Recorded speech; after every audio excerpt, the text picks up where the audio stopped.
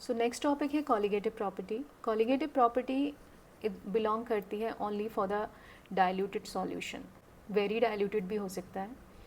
ये कुछ special properties हैं जो डाइल्यूटेड सॉल्यूशन के थ्रू दिखाई जाती हैं, जिसमें फर्स्ट वन है relative lowering of vapour pressure. मतलब हम वेपर प्रेशर जितना एक्सपेक्ट कर रहे थे उससे कम हो जाता है लिक्विड सॉल्यूशन का। सेकंड है एलिवेशन इन बॉइलिंग पॉइंट। तो बॉइलिंग पॉइंट जैसे वाटर का 100 है तो उससे ज़्यादा हो जाएगा। किसी दूसरे मॉलिक्यूल का जिसका है ना लेट्स से कि 50 डिग्री सेल्सियस है, वो उससे थोड़ा सा ज़्यादा हो सकता है, 51 52 हो जाएगा। थर्ड है depression in freezing point and fourth है ऑस्मोटिक प्रेशर। तो ये चारों प्रॉपर्टी बिलोंग्स करती है colligative property, means very diluted solution की। अब कोई भी कॉलिगेटिव प्रॉपर्टी डिपेंड करती है number of particles of solute. जितने पार्टिकल्स होंगे उसके हिसाब से कॉलिगेटिव प्रॉपर्टी का मैग्नीट्यूड भी चेंज हो जाएगा, but not depend on identity. अब वो सॉल्यूट कैसा है, 1 पार्टिकल दे रहा, 10 पार्टिकल दे रहा, उससे उसे कोई फ़र्क नहीं पड़ रहा। वो उससे बात कितना करेगा कि नंबर ऑफ पार्टिकल्स कैसे हैं। So next point is coming, colligative property is depend upon the number of solute particles but not depends upon the identity of the solute. तो सॉल्यूट आयोनाइज्ड होगा नहीं होगा इससे कोई उसे लेना देना नहीं है, वो कितने पार्टिकल्स प्रोड्यूस कर रहा है और कितने पार्टिकल प्रेजेंट है, कॉलिगेटिव प्रॉपर्टी सिर्फ उस पर डिपेंड करती है। It is only valid for the very diluted solution or diluted solution. Solution should be ideal, means must follow the Raoult's law. जो एग्जैक्ट वैल्यू आती है कॉलिगेटिव प्रॉपर्टी की वो डिफाइन होती है। Colligative property is not support any association और dissociation. So for ideal or the normal colligative property does not support association or dissociation of solute particles. So first one we are doing relative lowering of vapor pressure. तो राउल जो scientist थे उन्होंने बहुत सारे experiment किए और उन्होंने देखा कि जब सॉल्वेंट के अंदर लेट्स से हमने वाटर लिया है या बेंजीन ले सकते हो, ईथर ले सकते हो, व्हेन द प्योर सॉल्वेंट है तो उसके ऊपर कुछ वेपर रहेंगी उसकी, वेरी ऑब्वियस। लेकिन जब इसके अंदर नॉन वोलेटाइल सॉल्यूट ऐड किया गया है तो वो क्या करेगा, इन सरफेसेस पर अपनी लेयर लगाएगा and when it is reaching at equilibrium you can find out कि दीज वेपर इज़ गॉन, ये वेपर बहुत कम बचेंगी। तो इससे ये पता लग रहा है कि जो सॉल्वेंट का एक्चुअल वेपर प्रेशर था वो अब कम हो चुका है, जिसको उन्होंने डिफाइन किया है relative lowering of vapour pressure. And ये जो सॉल्यूट है that solute should be the non volatile,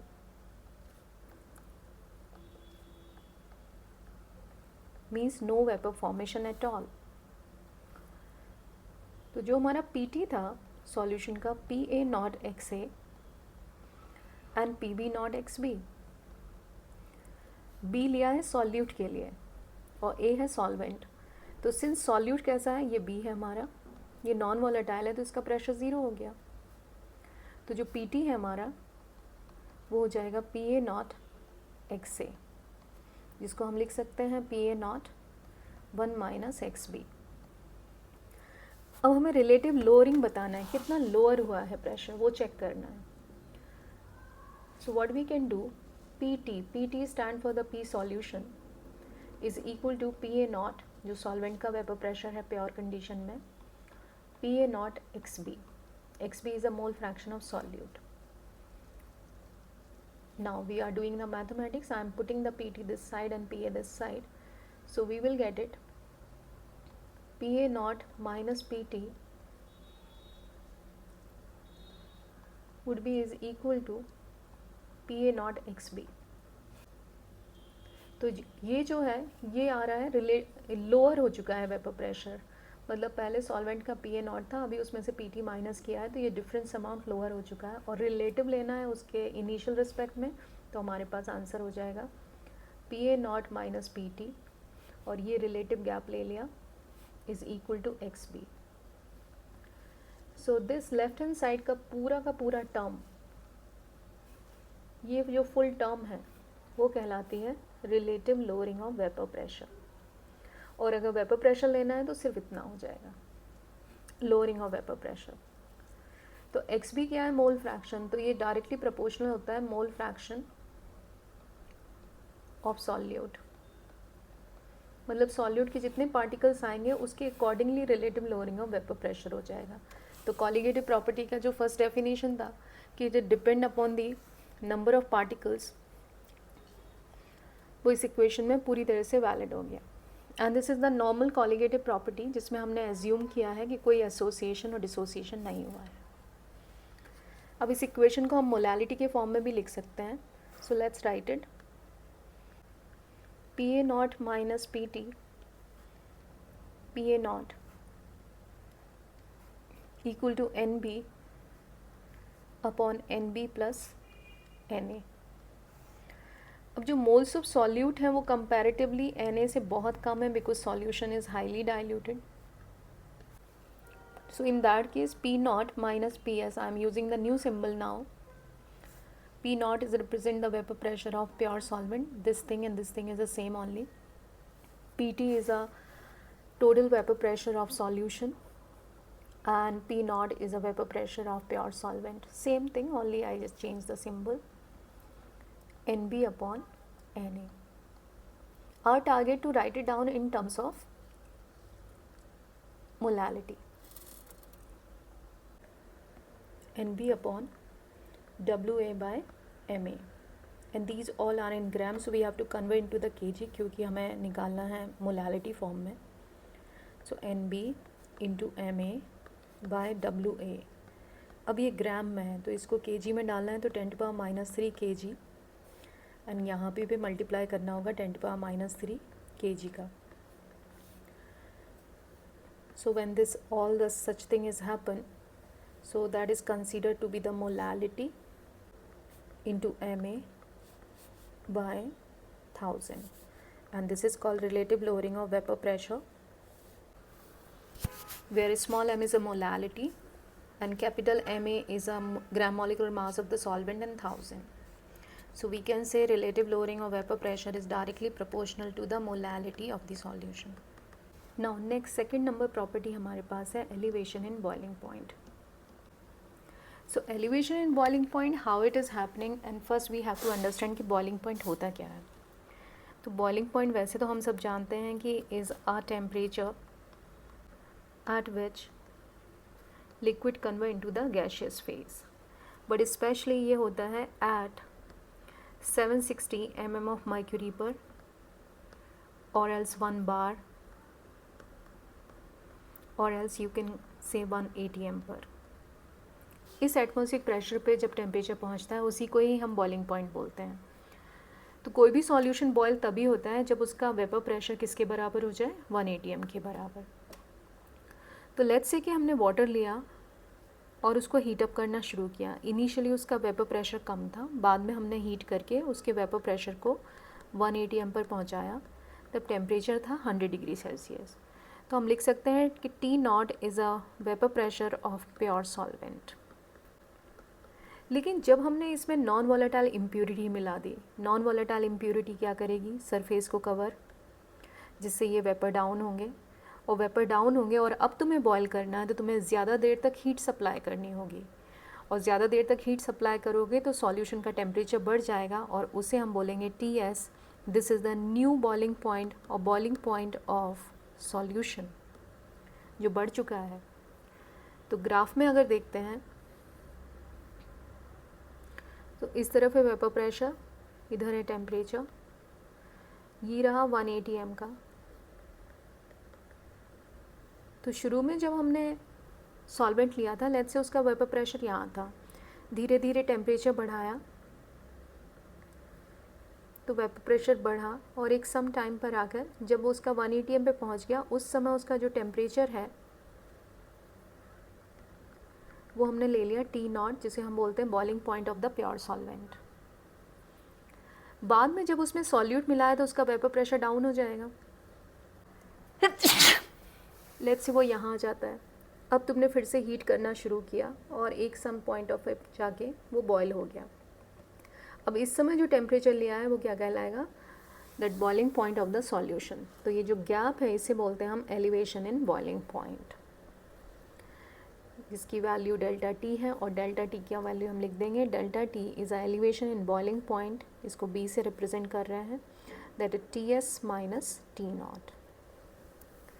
अब ये भी नंबर ऑफ पार्टिकल्स पे ही डिपेंड करता है कि कितने पार्टिकल्स डाले गए हैं। तो just like relative lowering of vapour pressure directly proportional था मोलैलिटी के, ये भी डायरेक्टली प्रोपोर्शनल हो जाता है मोलैलिटी के, क्योंकि प्रेशर और टेम्परेचर आपस में डायरेक्टली प्रोपोर्शनल रहते हैं।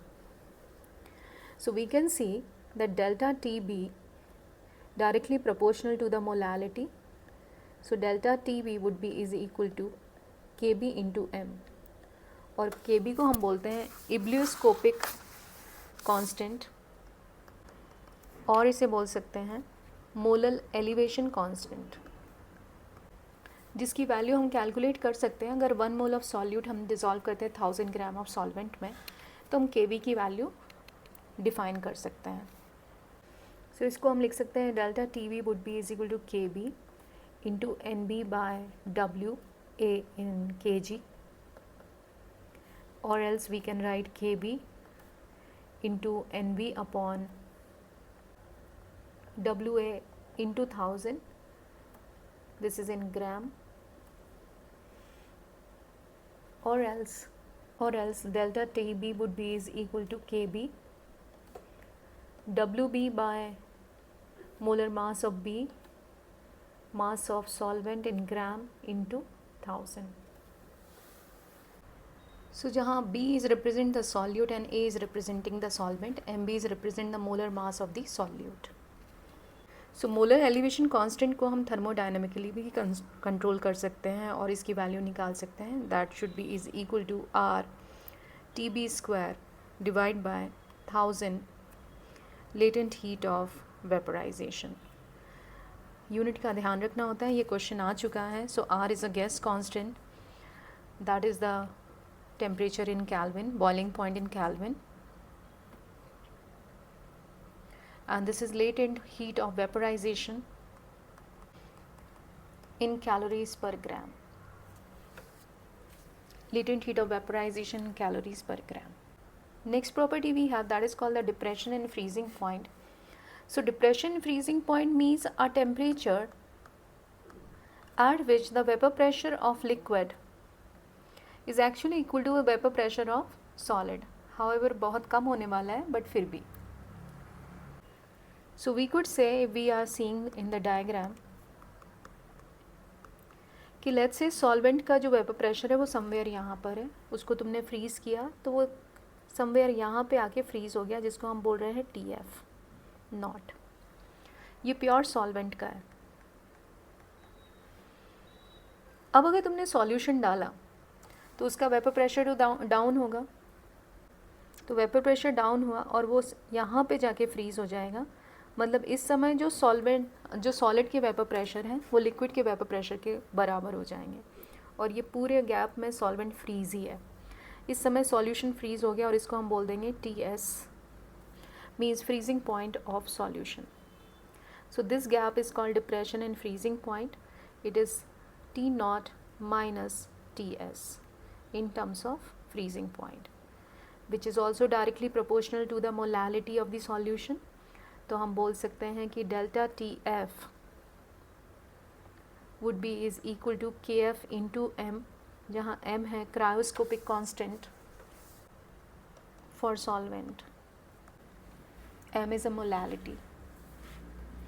So when we are putting all these value, delta TF would be is equal to KF into NB by WA in kg,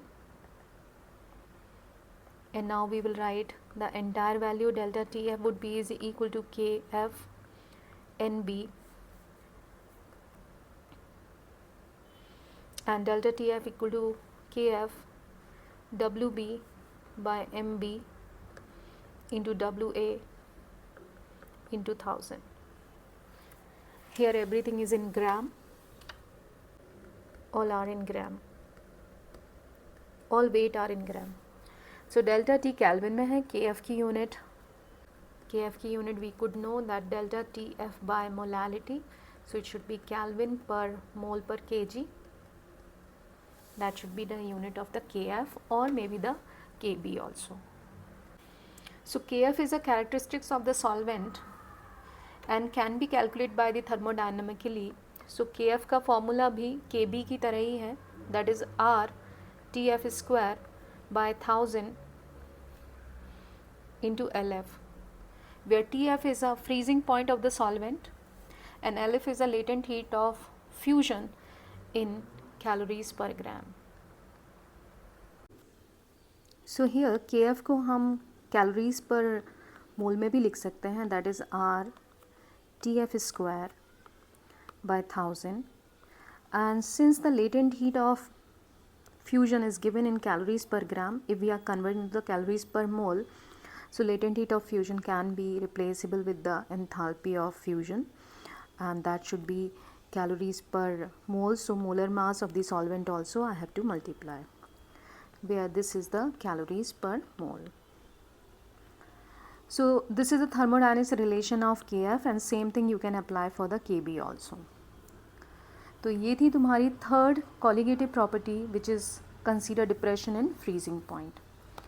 अब इसमें कुछ एंटी फ्रीजिंग एजेंट होते हैं. So anti-freezing agent like ethylene glycol is very common, which we utilize to reduce the freezing point of any solvent. So like for example, अगर hilly areas में जब हम water use करते हैं as a car radiator, तो वो 0 degree Celsius पे fridge हो जाता है. तो उसको मेल्ट डाउन करने के लिए उसमें मिक्स किया जाता है इथिलीन ग्लाइकोल, जो जनरली 0 डिग्री सेल्सियस पे फ्रीज़ होने से उसको बचा लेता है.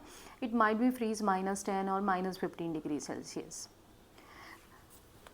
Similar pattern we can use a salt also as a anti freezing agent.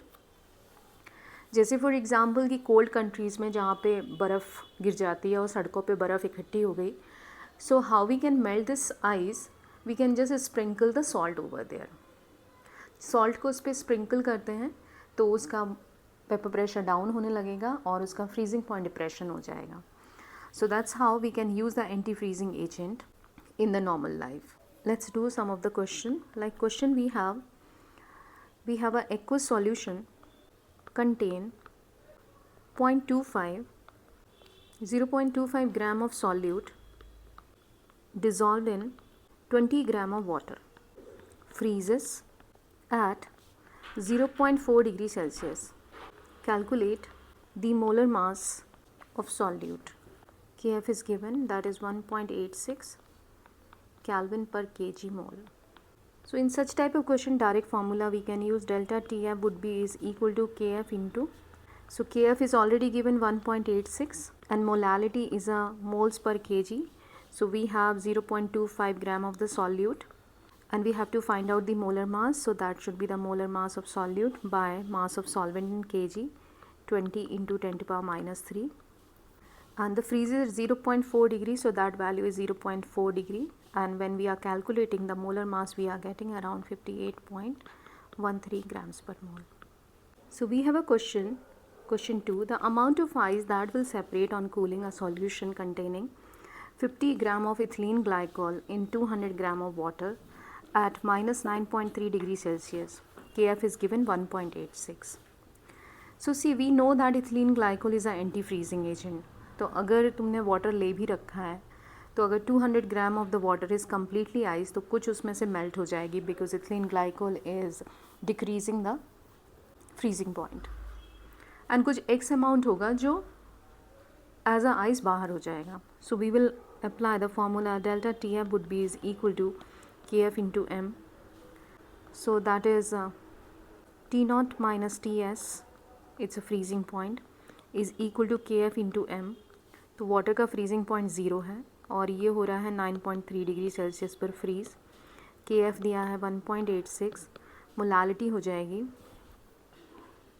That is the 50 gram of the ethylene glycol. Formula is CH2OH and CH2OH, तो इसका मोलर मास होता है 62, which I already wrote it, and divide by that 200 gram of water, जिसमें से x quantity ice की निकल जाएगी, and that should be 10⁻³ So when you calculating this, the x value is coming 38.71 gram. So we have a last colligative property which is called osmosis or osmotic pressure. तो osmosis I think सभी ने पढ़ रखा है, बचपन से ही हम पढ़ते आ रहे हैं कि that is the movement of the pure solvent from a region of lower concentration to the higher concentration. So let's say कि सपोज इस साइड सॉल्यूशन है, let's say this is the diluted solution and this side we have a concentrated solution.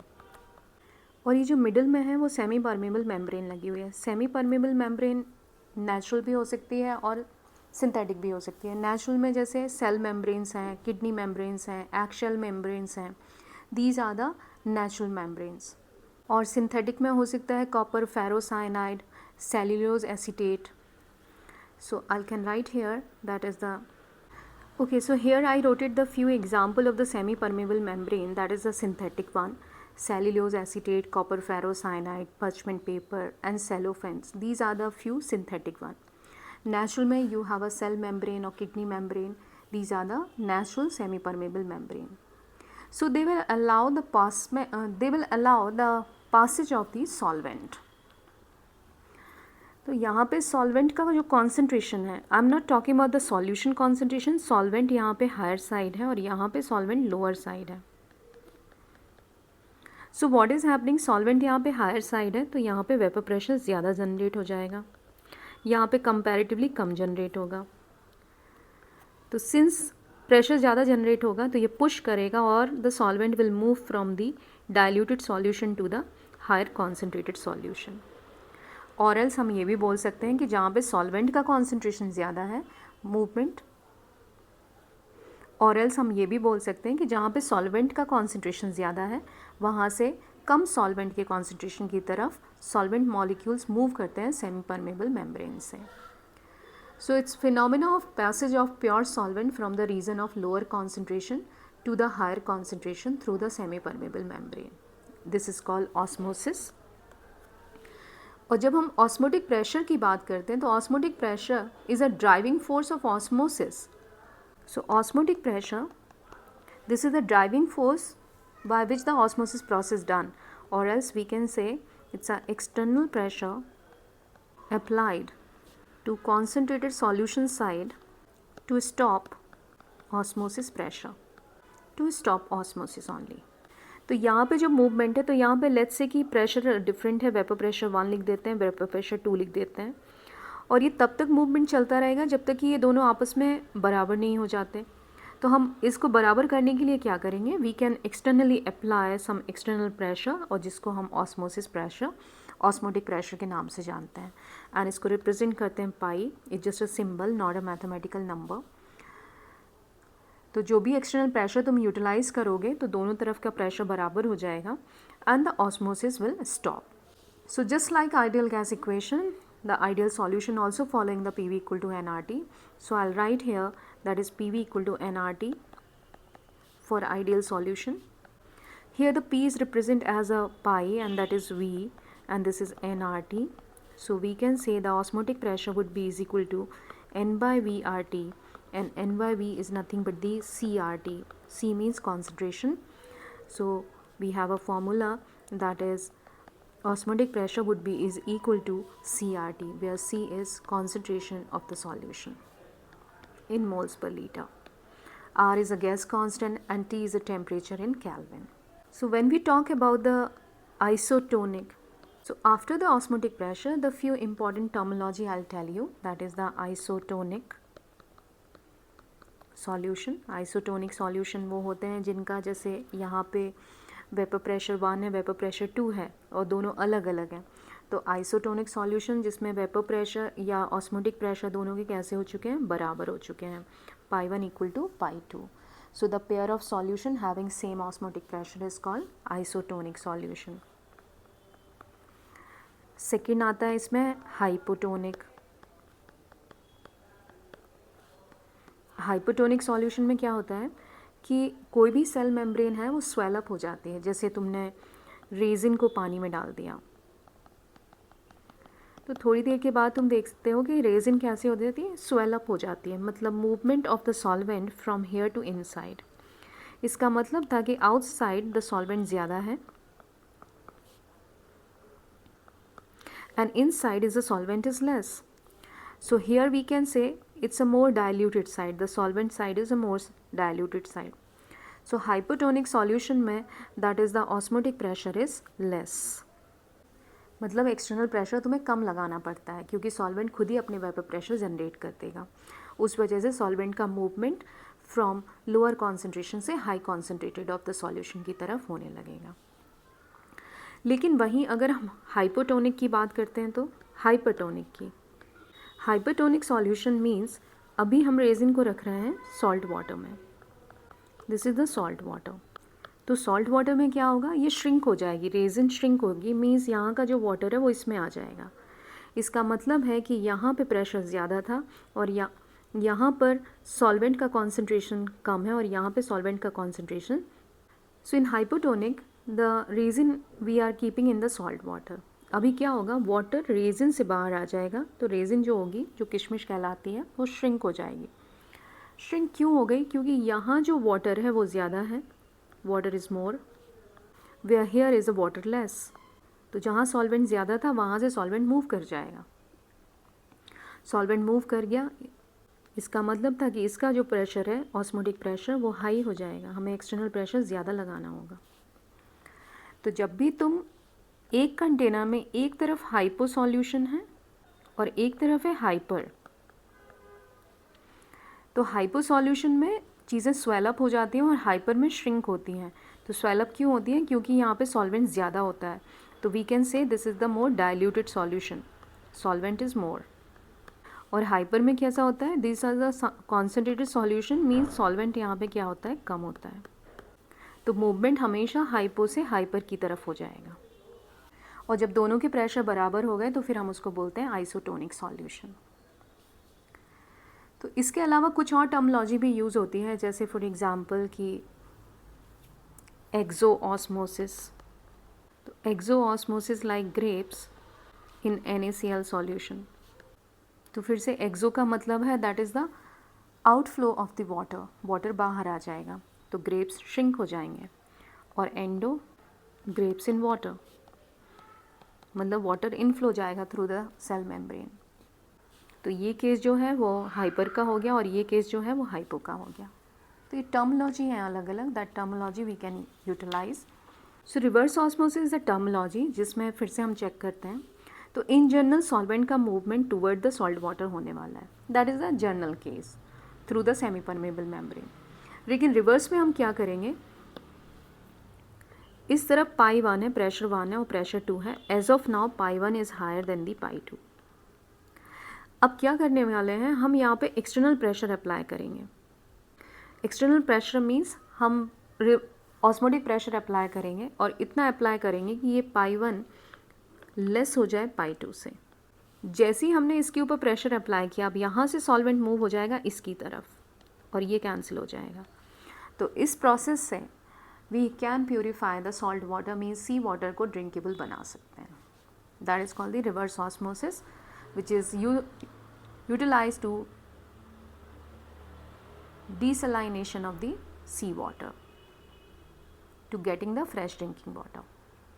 तो question इसमें simple level पे ही है, pi is equal to CRT, direct value put करो, temperature should be in kelvin and you will get the answers. अब ये जितनी भी कॉलिगेटिव प्रॉपर्टीज़ हमने पढ़ी हैं, this is called the normal colligative property, मतलब स्टैंडर्ड पे, since colligative property is a function of the number of particles. लेकिन कभी कभी क्या होता है कि एसोसिएशन और डिसोसिएशन होने लगते हैं, तो अब हम इसको बोलने लगेंगे abnormal colligative property. It happen due to association, dissociation of molecules. इसकी वजह से क्या होता है, इनके मोलर मास में चेंजेस आने लगते हैं, क्योंकि कॉलिगेटिव प्रॉपर्टी तो सिर्फ डिपेंड करती है नंबर ऑफ पार्टिकल्स पे। तो अगर कोई एसोसिएट, 2 मॉलिक्यूल एसोसिएट हो गए, एक में कन्वर्ट हो गए, तो कॉलिगेटिव प्रॉपर्टी में डिफ़र आ जाएगा, उनका मोलर मास भी डिफ़र कर जाता है इसमें। सिमिलर पैटर्न, अगर डिसोसिएशन हो गया तो एक पार्टिकल के 10 पार्टिकल बन गए डिसोसिएशन पे, इलेक्ट्रोलाइट्स में हो सकता है। तो in that case also that number of particle increase, तो द सॉल्यूट का जो मोलर मास है वो चेंज हो सकता है। तो इस केस में जितने भी कॉलिगेटिव प्रॉपर्टीज़ आते हैं उनको हम बोलते हैं एबनॉर्मल कॉलिगेटिव प्रॉपर्टी। और इस एबनॉर्मल कॉलिगेटिव प्रॉपर्टी को हम एट द सेम टाइम बोल सकते हैं कि ये ऑब्जर्व्ड प्रॉपर्टीज़ हैं या फिर एक्सपेरिमेंटल प्रॉपर्टीज़ हैं। और ये जो नॉर्मल कॉलिगेटिव प्रॉपर्टीज़ हमने लिखी हैं, normal colligative property we could say that's a theoretical और कैलकुलेटिव। तो एबनॉर्मल को कैसे कैलकुलेट करेंगे, उसके लिए हमें एक कांस्टेंट को यूज़ करना होता है। This is called the want half factor बोलते हैं। Colligative property is abnormal and colligative property by normal, मतलब हमने रेशो लिया है एबनॉर्मल टू द नॉर्मल का। वॉन्ट हाफ फैक्टर ये भी सजेस्ट करते हैं it's a ratio of number of particles after association and dissociation divide by the number of particles before association और डिसोसिएशन। सो इसको रिप्रेजेंट करते हैं आई से। तो आई value should be is equal to, अब नंबर ऑफ पार्टिकल एसोसिएशन और dissociation. तो let's say कि अगर कोई भी एसोसिएशन और डिसोसिएशन नहीं हुआ है तो इसका मतलब है कि एक ही पार्टिकल हमने पहले लिया था और बाद में भी हमें एक ही मिला है। तो आंसर हो जाएगा I value should be equal to 1, means we could say there is no association and dissociation take place. मतलब ये आइडियल कंडीशन हो गई, तो हम कह सकते हैं this is the normal colligative property का केस हो गया। लेकिन अगर आई का वैल्यू ग्रेटर देन 1 है, इसका मतलब है कि डिसोसिएशन हुआ है, नंबर ऑफ पार्टिकल्स बढ़ चुके हैं। If the I value is lesser than 1, इसका मतलब है एसोसिएशन हुआ है, नंबर ऑफ पार्टिकल लेस हो चुके हैं। तो आई की value can change the colligative property. और अब हम कॉलिगेटिव प्रॉपर्टी के जो फार्मूलाज हैं वो चेंज हो जाएंगे। हमारे पास आई इक्वल टू होता है C P abnormal by C P normal. तो we could say relative lowering of vapour pressure abnormal by normal. Similarly elevation boiling point भी लिख लेंगे एंड बाकी भी हम लिख सकेंगे। तो बाय डिफ़ॉल्ट हमारे पास हो जाएगा C B abnormal would be is equal to I C P normal.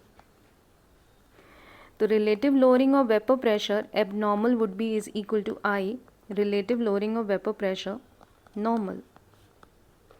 तो अब हमारे पास नया फॉर्मूला जनरेट हो चुका है, that is the relative lowering of vapour pressure would be is equal to I into X B. Solute mole fraction delta T B would be is equal to I K B into M. Delta T F would be is equal to I K F into M and pi should be equal to I CRT. So these are all abnormal colligative property which would be multiplied by the Won't half factor. One more thing I want to add up here, since colligative property depends on number of particles, so it means it is inversely proportional to the molar mass of the solute. So molar mass abnormal and molar mass normal is inversely proportional to the want half factor. So now we will understand how to find the want half factor. Let's say case 1, when the dissociation take place. So like suppose A is gonna be converted into the N into A. So at t equal to initial time, that is the 1 0, later at t equal to t time 1 minus alpha, which is degree of dissociation, and that should be n alpha. So total particle after dissociation we will get it 1 minus alpha plus n alpha, and original we have only 1. So this is the original particle, this is after dissociation and association. तो इस basis पे i की value जो आई है वो आ चुकी है 1 plus alpha n minus 1। तो इससे हम फॉर्मूला भी जनरेट कर सकते हैं डिग्री ऑफ डिसोसिएशन का, that is i minus 1 upon n minus 1. This is happen when the dissociation take place. However, you can drive all the time, so there's a less probability that you will get the wrong answer. तो like example if we are taking that NaCl is getting dissociate. So if I am considering the 100% dissociation, then this should be 1 0 0, later this should be 0 1 and 1. So here I value should be is equal to 2 only, that is 1 plus 1, the total particle is 1 plus 1 and divide by the 1, so answer is 2. लेकिन ये तब का case है जब 100% dissociation हुआ है, लेकिन अगर 100% डिसोसिएशन नहीं हुआ है तब, so we will write 1 0 0 1 minus alpha, alpha and alpha. तो आई वैल्यू हमारे पास आ जाएगी, टोटल पार्टिकल्स कितने हैं 1 minus alpha, alpha and alpha, so we will add up all and divide by the original one.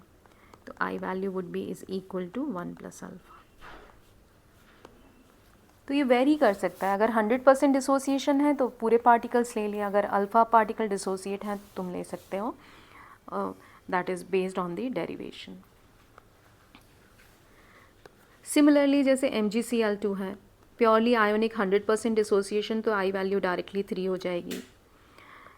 AlCl3 है, अगर 100% dissociation दे रखा है इनका क्वेश्चन में, तो सीधे सीधे पूरे पार्टिकल्स ले लो, I इक्वल टू 4 हो जाएगा. तो इसके बेसिस पे तुम्हारा वॉन्टा फैक्टर बीन कैलकुलेटेड, और अगर डिग्री ऑफ डिसोसिएशन दी हुई है तो then you can put into the formula. Second, case 2 when the association take place.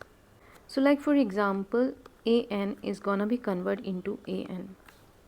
So 1 0 1 minus alpha, that should be alpha by n. So I value is 1 minus alpha plus alpha by n. So we can write 1 plus alpha, we take common, 1 by n minus 1. तो यहाँ से भी तुम alpha का formula बना सकते हो, I minus 1 divide by 1 by n minus 1 equal to alpha. This is the case when the association take place. तो इसमें एक एग्जाम्पल लिखते हैं. जैसे एसिटिक एसिड है, ये डाइमराइज हो जाता है वेपर फॉर्म में due to the hydrogen bonding. तो इसमें 1 0 1 minus alpha and this should be alpha by 2. तो आई की वैल्यू कितनी हो जाएगी 1 minus alpha plus alpha by 2 and divide by the original particle was 1. तो इस तरह से तुम निकाल सकते हो वॉन्टा फैक्टर की value when the association and dissociation take place. So like for example, find osmotic pressure if MgCl2 100% ionized in 0.1 molar solution at 27 degree Celsius. So what we can write, pi is equal to ICRT. 100% dissociation है तो MgCl2 की वॉन्टा factor कितना हो गया 3. So that should be 3. Concentration is given 0.1, R is 8.314 joules में and temperature is 300. तो इसके basis पे you can calculate the pi value and get the answer. So we will get it 478.26. अगर मान लो सेम क्वेश्चन दिया होता लेकिन वो बोलते कि 80% डिसोसिएशन है या 30% डिसोसिएशन है, so let's do the similar type of the question. If the 30% dissociation take place, then what is the osmotic pressure value? So we will have the MgCl2 which will convert into the Mg plus 2 plus 2Cl minus. So that is 1 0 0 1 minus alpha, alpha and 2 alpha. तो जो I की value है वो कितनी हो जाएगी 1 minus alpha plus alpha plus 2 alpha by 1 and that should be 1 plus 2 alpha and alpha is given 30%. तो 1 plus 2 into 30% मतलब 30 by 100. So we will have the answer 0.6. So means we will get it the 1.6. So pi would be equal to ICRT. So we will have pi is equal to 1.6. Concentration was given in the previous question. I am taking 0.1.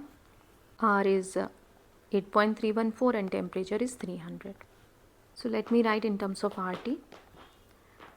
So that's how you will get the answer 0.16 RT. So it depends what type of the dissociation is given. 100% दिया है तो वैसा ले लो, कोई X percentage दिया है तो उस तरह से कैलकुलेट कर लो.